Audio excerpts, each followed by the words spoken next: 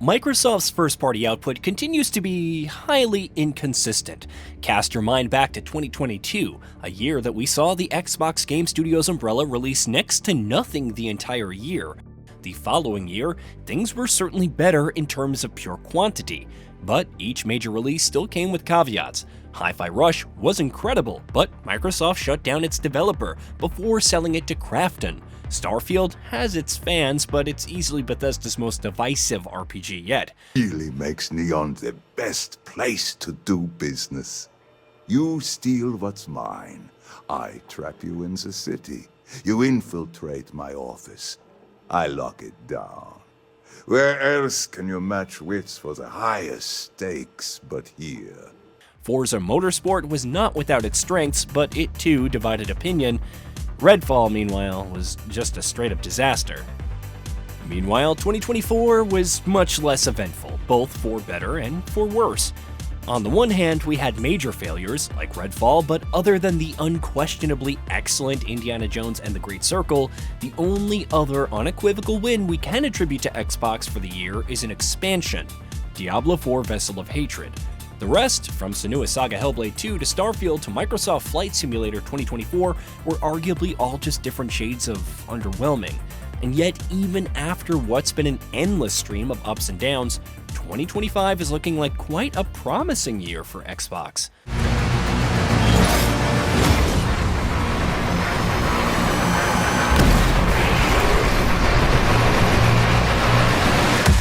Mind you, we're talking specifically about the publisher's release schedule for the year here, because looking at everything that Microsoft has lined up for release over the coming dozen months, one can't help but be impressed, or preemptively impressed at the very least.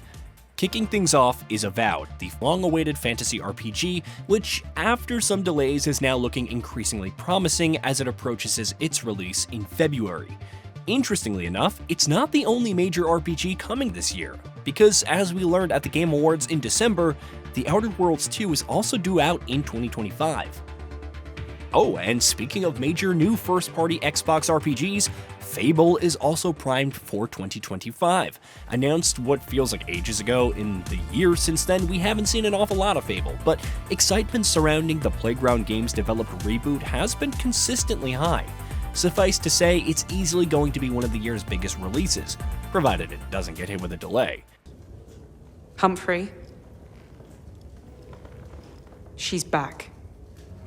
Then there's South of Midnight, Compulsion Games' action-adventure game, which will take players to a stylized and fantastical Deep South-inspired setting that's looking consistently promising in its showings.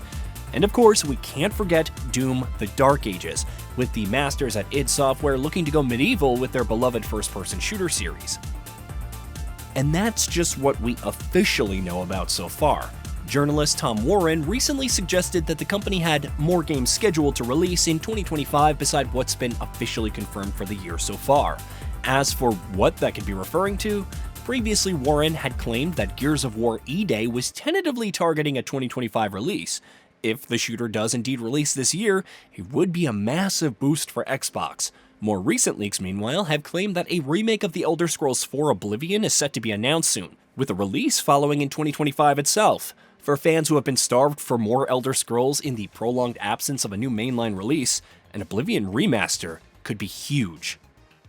Luckily enough, for all of us, it won't be too long before we have further clarity on that front. For the last couple of years, Microsoft has kicked the year off with the Developer Direct presentation in the month of January, and leaks insist that the same will be the case in 2025 as well. Supposedly, a third consecutive January Developer Direct showcase is on the horizon, where we'll not only be seeing more of games that have been previously announced, but also get new looks at entirely new announcements. If that show does indeed happen, and we'd be surprised if it didn't given how Microsoft has gone about things the last couple of years, it's likely that Xbox release schedule for 2025 will be looking even more packed in the next couple of days than it already does. There is, of course, one major caveat that's worth noting with a number of Xbox releases.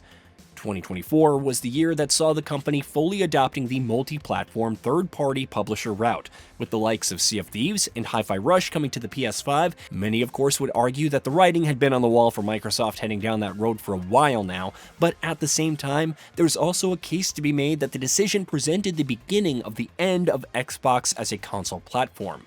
That doesn't mean Xbox is going to exit the market, obviously. With Activision Blizzard King now under its ownership, Microsoft Gaming is making more money than ever, contrary to what the eye-watering layoffs in 2024 may have had led you to believe.